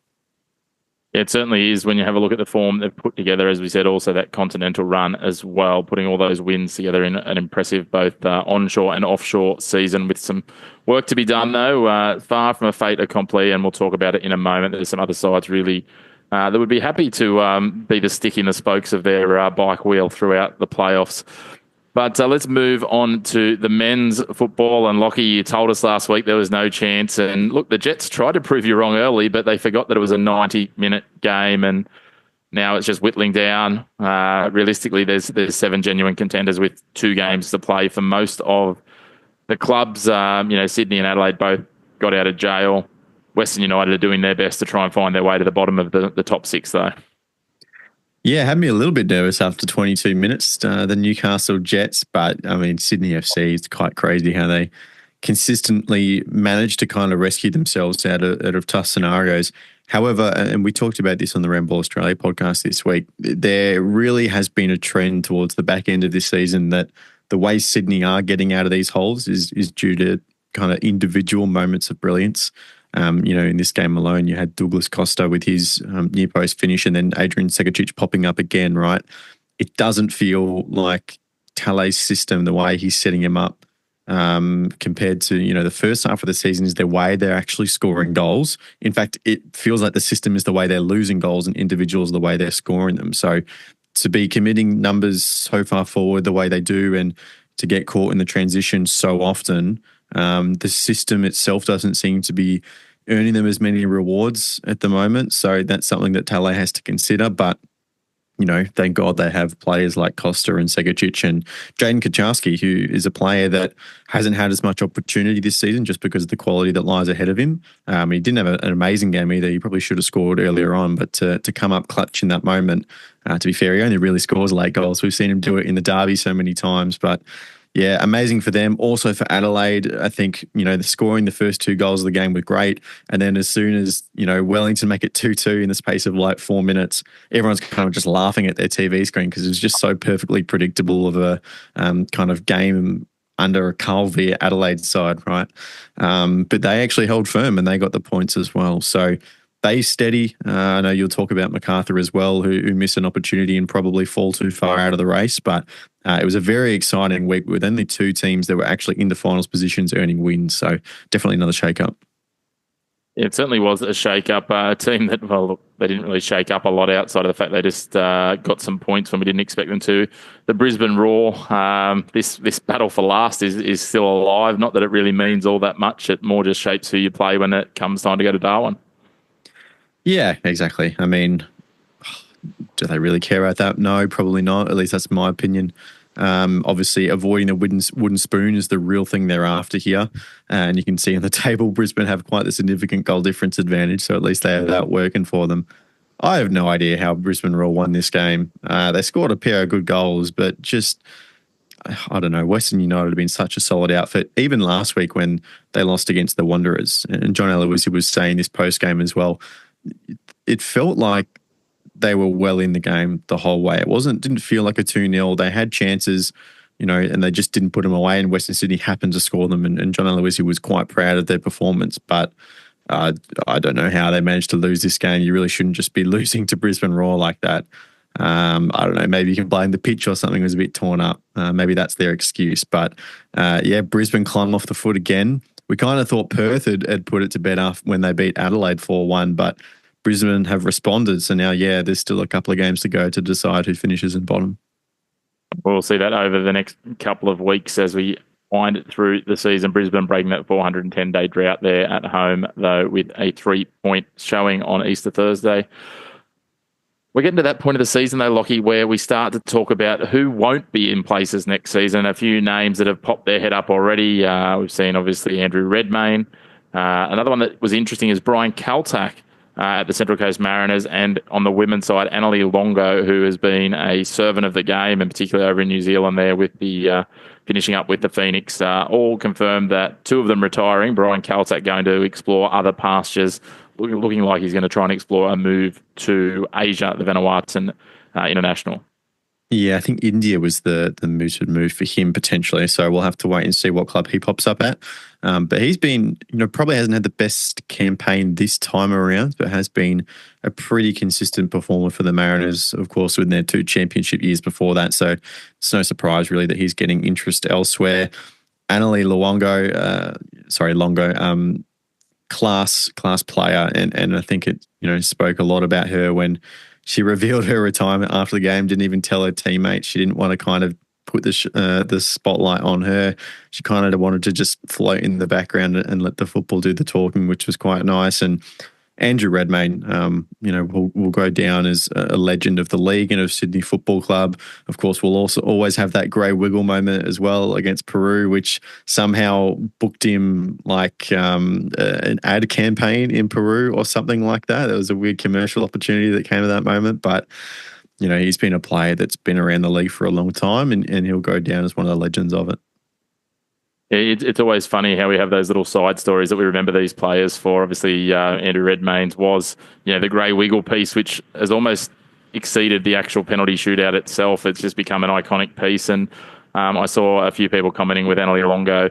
It all went back to her dog Tiger invading the pitch. Yeah. It was quite entertaining. But again, Annalie, well known for a very strong career, as is Redders. So, Tiger will go down in fame or infamy, one of the two. But either way, congratulations to both of them on a good career. And Brian Kaltak leaving will pose some more questions for a very depleted Central Coast Mariners lineup. He's been one of the more senior players there this year, so we'll see what they can do from here. But that will be undoubtedly a list that will be added to as we go through the remaining rounds and weeks of this season. I think there'll be a few Players, Melbourne City, we touched on before. I think there'll be a few of those players that might be heading to greener pastures in terms of financially and league-wise.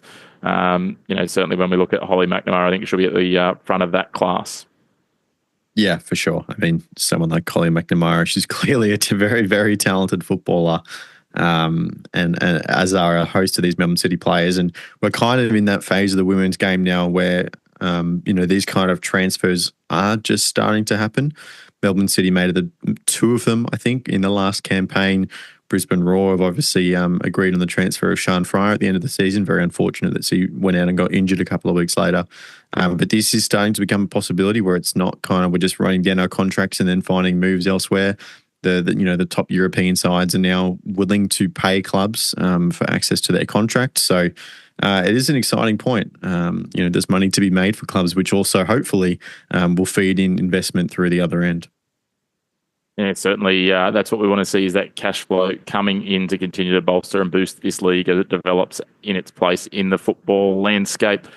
As we head to the men's, and now we'll make sure we get this right this time around, Lockie. This is the penultimate round this time around with the men's. And as you'll see there, as we record, we've got the Brisbane-Adelaide game. The interesting thing for Adelaide is when we look at that finals race, they're going to very much know where they finished, and Sydney will know what they need to do based on Adelaide playing their final two games Tuesday night and Saturday because they've got the bye in the final round.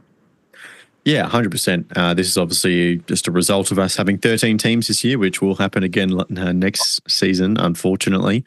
But we're now in the final week of Adelaide's season, full stop. So they have this game obviously on Tuesday, which our viewers will know the result of, and then a very, very big crunch match on Saturday against Melbourne City in prime time. So that'll be a game that, regardless of if they get 3 points or not against Brisbane, they will feel like they have to win if they want to play finals. And, to get 9 points over those last three games, originally they probably would have thought that's enough.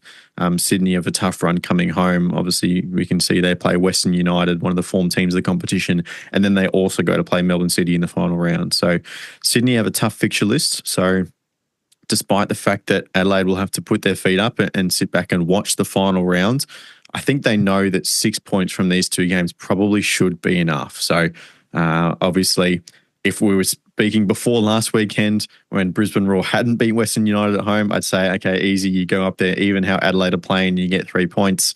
Apparently that's not quite as normal as it has been for the last 410 days odd. But you never know what's going to happen to you. So, yeah, big week for Adelaide ahead. You also got to remember this is an Adelaide team that went to Perth and lost. So, so did Auckland, though. True, this is true. So, anything is possible. It's an Adelaide side that lost 4 games leading into the last match. So, it'll be interesting. The thing will be the ball will be firmly in Sydney's court come Sunday. They will know what they need from their last 2 games. Yeah. However, if Adelaide do manage to secure that spot, they're going to be very fresh potentially heading into what will be that first week of finals for the A-League. So we'll watch and wait and see how that comes out. I'm not sure what happened to Brisbane there. It appears that the league wasn't sure which logo they wanted to use on the fixtures this week. I've only just noticed that actually. The colour schemes are a bit off, aren't they? It is quite tough for them to back up so quickly, but look, again, they're only playing for the spoon, so maybe we can afford to throw their logos around a bit. Speaking of the spoon, Perth will be trying to stave it off. And again, they'll know exactly what they need to do potentially, or they may know it's out of reach by that point if Brisbane go on a tear. But that game will have lots of significance, not only from a wooden spoon point of view, but at the other end of the table as well. 1 point will be enough at Go Media Stadium for Auckland to claim the premiership in their first crack at the competition.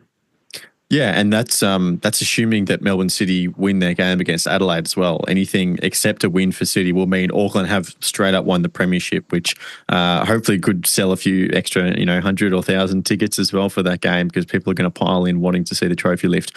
I'm sure it will sell out anyway. The Auckland fans have been quite good this year. It is funny, as I mentioned before, that they're coming up against one of the teams they have actually lost to this season.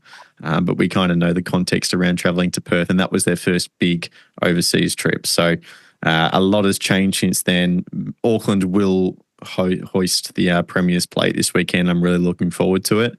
And to be able to do it at home in front of these fans that have supported them so well in their first year is really cool. But then after that their mind immediately has to go towards the final series. I thought their win against the Victory was a really good kind of steadying of the ship. Before that win, they'd actually only won one of their previous 6 games. The rest had been draws. So they did go undefeated. So they weren't playing themselves out of games, but they'd struggled to get the W on occasion. So putting in a really resilient performance against the Victory is a good sign. You need your team to be playing well come May in the final series, as we know. But Steve Corica is a coach that knows how to win A-League. So their big challenge is to go one better than what the Wanderers did and get that Premiership Championship double.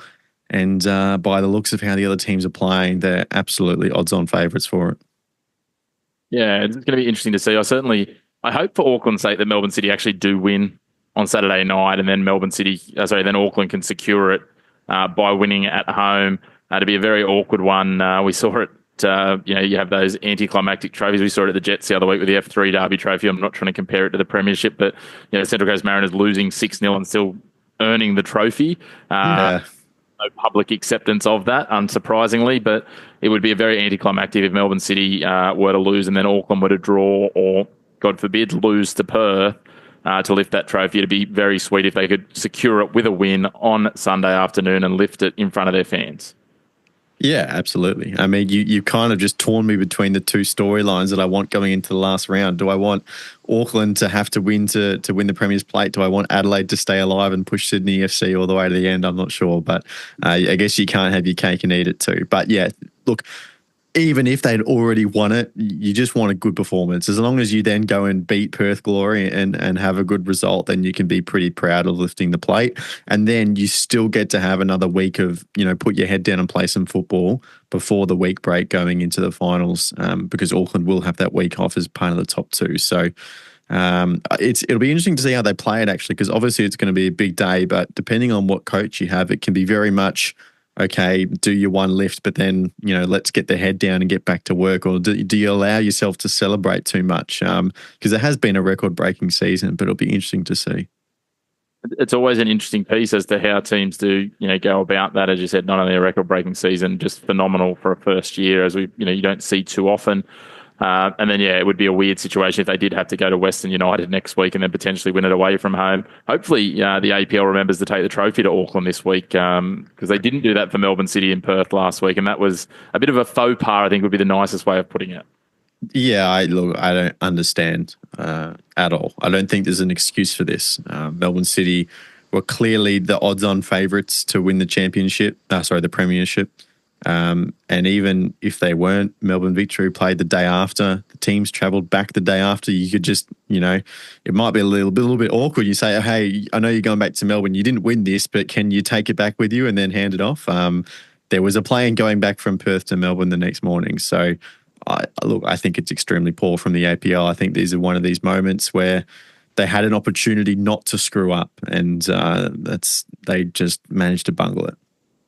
Yeah, look, personally, I would have seen, where money gets spent elsewhere, put an APL staffer on the plane, book them over there for the pure piece of taking the trophy, because as you say, it's a bit awkward to ask Melbourne City to bring it back if they don't actually win it, or to take it with them before being presented with it. Might be a bit of a faux pas, but anyway, we'll wait and see.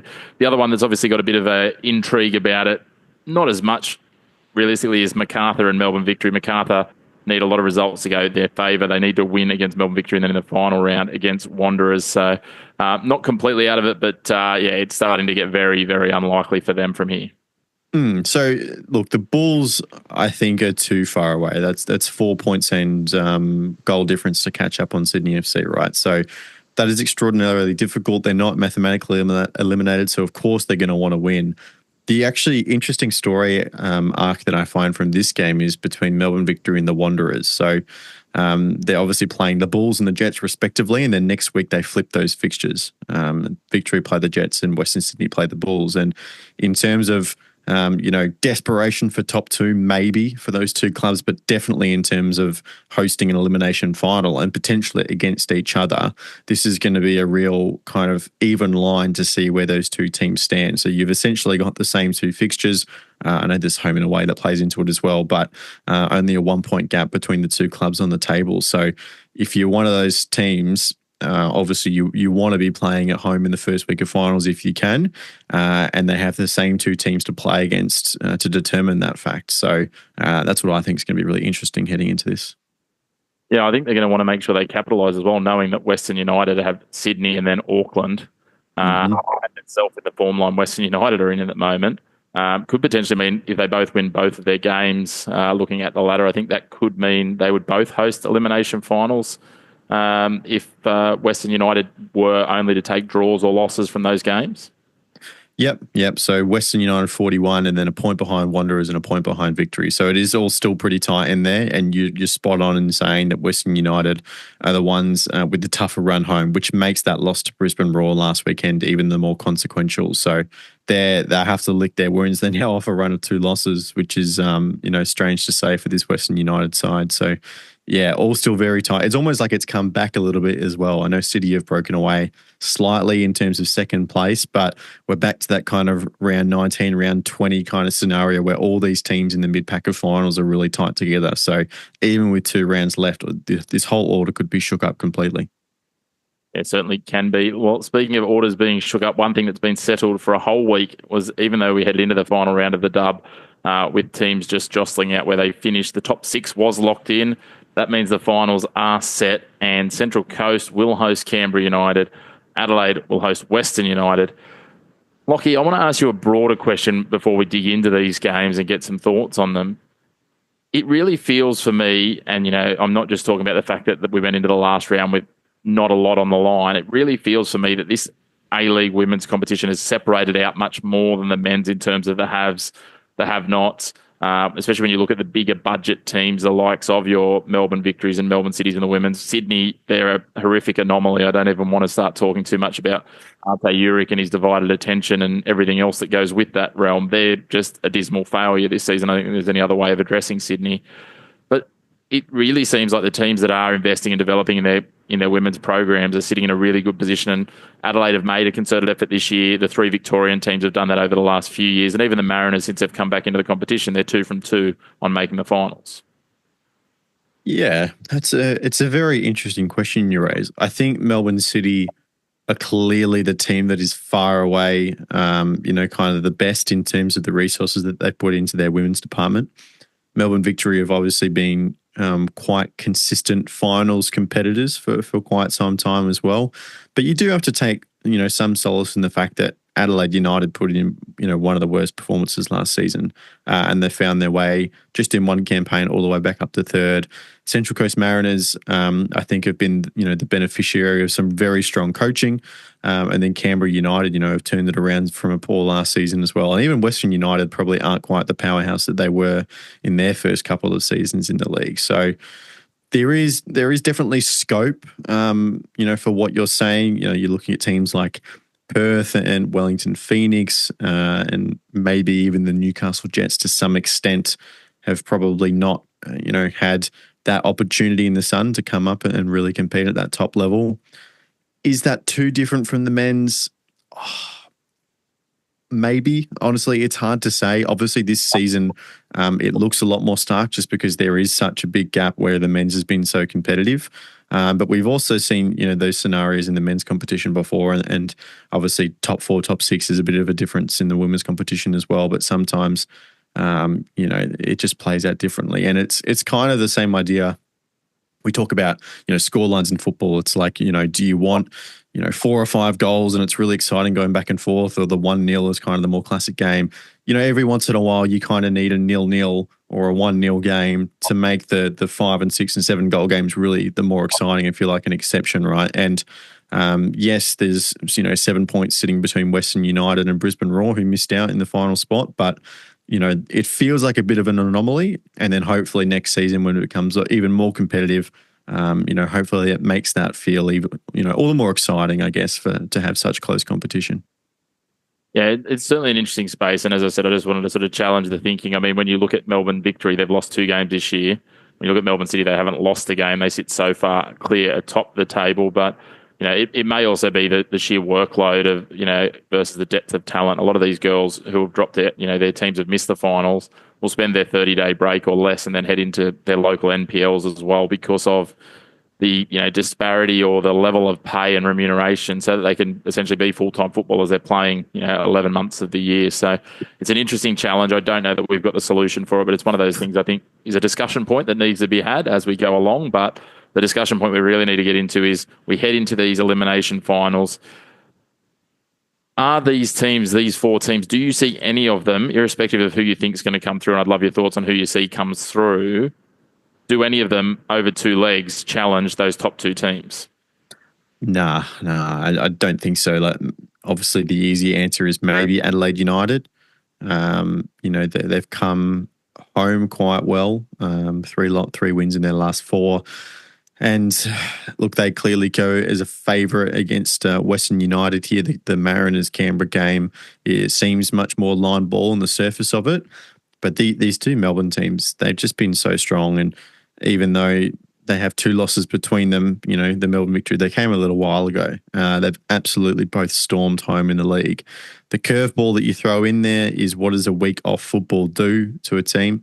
There's plenty of people that would theorize that, you want that consistent run of games to keep the momentum going. You kind of don't want to just stall out and have to wait too long. Now that you're in a semi-final, you got that adrenaline kind of almost just building for 2 weeks and you don't really have a good outlet for it. So maybe that's something that could shake it up, but definitely on paper, those 2 Melbourne teams, if they don't face off against each other in a grand final, that would be quite the surprise. Yeah, I agree with you. I actually think that Canberra will go through and Adelaide will go through. I've been impressed with the way Canberra have come home with a wet start. They had a very slow start to the season. I think Canberra can challenge, obviously if it plays out that way, they can challenge Melbourne City over 90 minutes, especially in Canberra. But I just don't see it happening over 180. I just think that's a bridge too far for any side. Again, on your day, and no one's managed to find that day yet, you could challenge a side like a Melbourne Victory or Melbourne City. But unfortunately for Canberra, they had a draw only a few weeks ago against Melbourne City, and are one of the few sides that have done that. But yeah, I don't see it happening. I think we're going to have a Melbourne City Melbourne Victory grand final, and I wouldn't be surprised if Melbourne City go through with no losses to their name across a whole season and lift the treble. I think you'd be a brave pundit or punter to back against that. So the question is then, if they're down after the first leg of the semi-final, does that count as an invincible season, even if they get all the way through? No, that's a lost match. It might not be, right. But it's a lost match. That by definition would be a lost match, yeah? Okay, no, I'm actually with you. I just wanted to pose a question. It works the same way for the AFC coefficient, by the way. Sydney FC in the men's side of things got the wins worth of points despite losing the tie against Lion City the other week. But no, look, Melbourne City, they've come this far. They've only got 4 games to go. You got to consider them the favourites to go all the way through without a loss. It would be something phenomenal, as I said, to not only do, as you said, it's been done before on a shorter season. But to not only do that at a point of the Australian, A-League, the Women's A-League, but to then have a look and, go through undefeated in their Asian Champions League as well would be a huge season to not just take the treble, but to do so without a loss or, even a blemish. When you look at their Asian form, it's been phenomenal as well. So I guess we'll wait and see. Time will tell. As you said, they've got 4 games to go. In the meantime, Lockie, I've put it out there. I'm going to go Adelaide and Canberra. Who are you seeing go through? And are we talking 90 minutes, or have we got some thrillers in them? I think Adelaide will definitely get the job done, probably in 90 minutes. Just for the fun of it, I'll go against you. I'll say the Mariners in a penalty shootout in their game against Canberra. All right, no worries at all. We'll wait and see what comes of that. But again, as always, if you want to go more in depth into the round ball world, head to Round Ball Australia. Check out their podcasts and the website as well. Lachlan, Avil, as always, a stellar contribution, and we look forward to picking this apart and seeing who was right and who was wrong on the women's next week. Pleasure, Chris. Well, what a show it was. A big thank you to my co-host coming along for the ride, our man on the ones and twos and digging into the F1, J.R. Carter, talking all things motorsport as well as keeping us on the air. Mr. Consistent, Lockie Avil, doing another wonderful job, bringing up his quarter century, his 25th appearance on the show. You can check out more of Lockie and the team's work covering all things football at Round Ball Australia on your podcast feeds, on YouTube and on social media, as well as their website, roundballaustralia.com. There's plenty there to check out. Matt Willoughby coming in for a second stint, doing an outstanding job, continuing to bring you all of the Rugby League updates. We look forward to talking to Matt after Magic Round, as State of Origin will be upon us in a few weeks' time. In the meantime, we look forward to keeping you up to date on the sporting landscape on all our social media channels. You can catch us on X or Twitter, on TikTok, on Instagram, and on Facebook. The handle, The Chris Mack Show, is where to find us. Keep up to date with everything across the week. You can, of course, catch our episodes each week here on YouTube or on Spotify if you want to listen on the go. Make sure to subscribe and stay tuned on your favorite podcast platform, or in YouTube's case, video platform, and hit the bell so you get notifications each time our show drops to keep you up to date as quickly and as fresh as we can. But until next week, where we look forward to bringing you all the black and white of sport, no grey opinions, a big thank you to you for tuning in to the Chris McPherson Show.